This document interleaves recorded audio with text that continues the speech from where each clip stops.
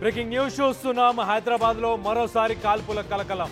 ఇటు south east DCP Chaitanya హత్యకు plan చేశారు కొంతమంది దుండగులు. కత్తితో దాడికి యత్నించిన దుండగులపై డీసీపీ కాల్పులు చేసినట్టు తెలుస్తుంది. హైదరాబాద్ లోని చాదర్ఘాట్ లో ఈ ఘటన చోటు చేసుకుంది.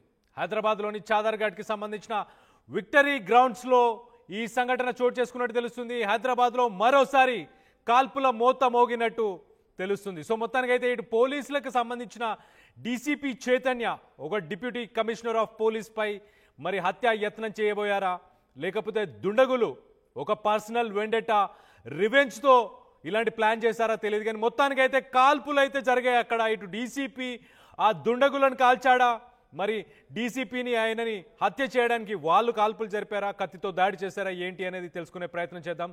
దీనికి సంబంధించి మరిన్ని వివరాలు మా ప్రతినిధి శిల్ప ఉంది, శిల్పతో మాట్లాడి తెలుసుకునే ప్రయత్నం చేద్దాం. శిల్ప, చెప్పండి, అసలు కాల్పులు ఎవరు చేశారు? హైదరాబాద్ లో కాల్పుల కలకలం అనేది రేపుతుంది. ప్రధానంగా DCP south east DCP Chaitanya Kumar పై కొంతమంది ఎవరైతే దొంగలు ఉంటారో వాళ్ళు దాడికి యత్నించారు. ప్రధానంగా ఏదైతే సెల్ ఫోన్ దొంగల పైన కాల్పులు జరిపినట్టు కూడా ప్రస్తుతం అయితే సమాచారం అందుతుంది.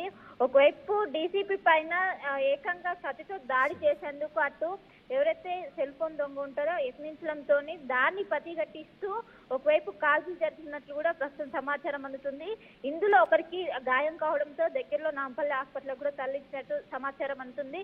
పక్కా సమాచారంతో సెల్ ఫోన్ దొంగల పైన కొన్ని రోజుల నుంచి నిఘా పెట్టారు. అందులో భాగంగా పట్టుకోవడానికి వెళ్లే సమయంలోనే ఒకవైపు ఎవరైతే దుండగుడు ఉంటారో దుండగుడు ఏకంగా డీసీపీ పైన కత్తితో దాడి చేసేందుకు ప్రయత్నించగా ఒకవైపు దాన్ని ప్రతిఘటిస్తూ తన దగ్గర ఉన్నటువంటి గన్ తో కాల్పులు జరిపారు. కాల్పులు జరిపిన వెంటనే ఒక్కసారిగా అక్కడ ఉన్నటువంటి అందరూ కూడా ఒక్కసారిగా అవాకు గురయ్యారు.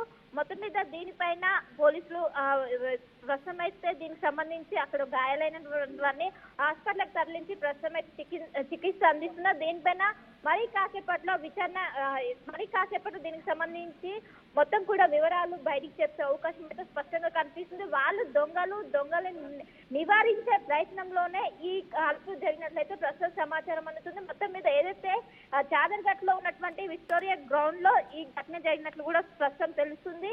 అక్కడ గ్రౌండ్ లో ఒకవైపు డీసీపీని చూస్తూ తను పారిపోవడానికి ప్రయత్నించారు. పారిపోతుండగా ఒకవైపు డీసీపీ ఛేదించే దాంట్లోనే తను కత్తితో ఈ విధంగా అటు డీసీపీని బెదిరించడంతో వెంటనే కాల్పులు జరిపారు. కాల్పులు జరపంగానే ఒక్కసారిగా అక్కడ కొంత గాయమైంది. గాయం అవ్వగానే వెంటనే మన టౌన్ హాస్పిటల్కి తరలించారు. ప్రస్తుతం దొంగలు కూడా అదుపులోకి తీసుకున్నట్లు కూడా ప్రస్తుతం సమాచారం అందుతుంది. దీనికి సంబంధించి మొత్తం ఎంతమంది ఇన్వాల్వ్ ఉన్నారని కూడా ప్రస్తుతం అయితే దీనికి సంబంధించినటువంటి పూర్తి ఇన్ఫర్మేషన్ మరి కాసేపట్లో తెలిసే అవకాశం ఉంది. రైట్ శిల్ప, యాక్చువల్గా మొదట కత్తితో బెదిరించి కత్తితో డీసీపీని చంపే ప్రయత్నం చేశారా? దాని తర్వాతనే ఇటు డీసీపీ చైతన్య గన్మెన్ కి సంబంధించిన గన్ తీసుకొని కాల్పులు జరిపారా?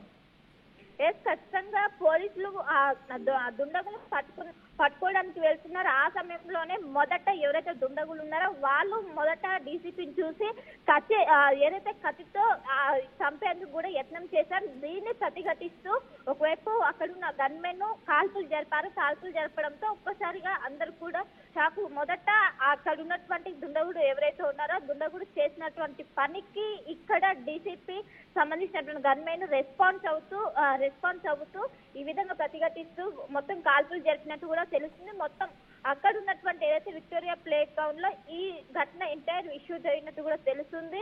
మొత్తం మీద కొన్ని రోజుల నుంచి ఇటు సెల్ ఫోన్ దొంగలు ఎవరైతే ఉంటారో వాళ్ళపైన ప్రత్యేకమైన నిఘా పెట్టారు. అటు కోటి కావచ్చు ఈ పరిసర ప్రాంతాల్లో కొన్ని రోజుల నుంచి కూడా ఈ విధంగా వీళ్ళకు సంబంధించినటువంటి దొంగతనాలు కావచ్చు ఇవన్నీ ఎక్కువ అవుతున్నాయి. వారిపైన ప్రత్యేక నిఘా పెట్టి వారిని పట్టుకున్న సమయంలోనే ఈ విధంగా డీసీపీని కత్తితో తన దగ్గర ఉన్నటువంటి ఏదైతే తల్వార్ ఉంటుందో తల్వార్తో కొట్టే ప్రయత్నం చేయగా అందులో దాన్ని ప్రతిఘటిస్తూ వెంటనే కాల్పులు జరిపారు.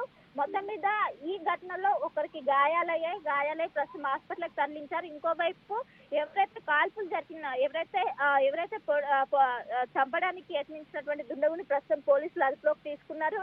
ప్రస్తుతం విచారిస్తున్న మొత్తం ఎన్ని కేసులు ఉన్నాయి అనేది కూడా ప్రస్తుతం అయితే చేసినటువంటి పరిస్థితి కనిపిస్తుంది.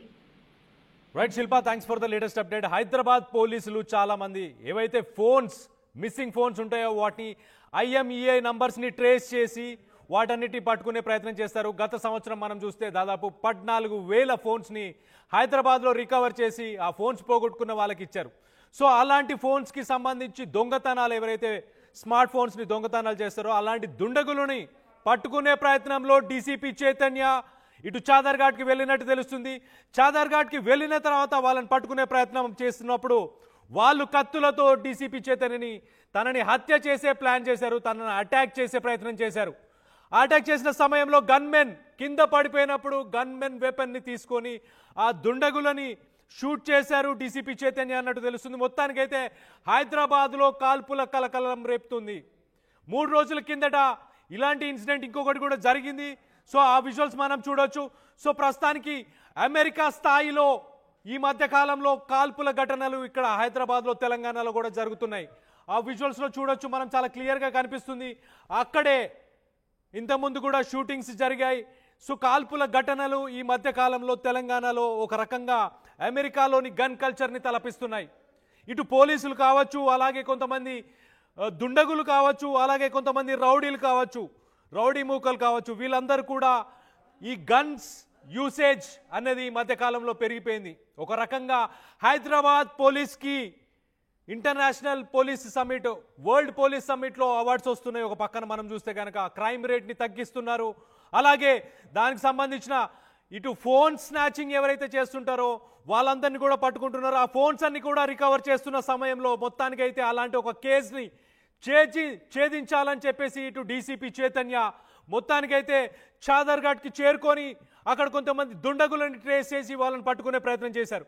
కానీ ఈ మధ్యకాలంలో మనం చూస్తున్నాం పోలీసులని కూడా ఎవరు లెక్క చేయట్లేదు, పోలీసులను కూడా చంపే ప్రయత్నం చేస్తున్నారు. నిజామాబాద్లో జరిగిన ఘటనని మరొక ముందే మళ్ళీ పోలీసులపై అటాక్ చేసే ప్రయత్నం చేస్తున్నారు.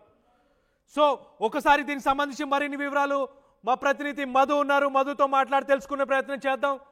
మధు, చెప్పండి, ఈ ఘటనకు సంబంధించి ఇప్పటిదాకా ఎంతమందికి గాయాలయ్యాయా? ఎవరినైనా హాస్పిటల్కి చేర్చారా?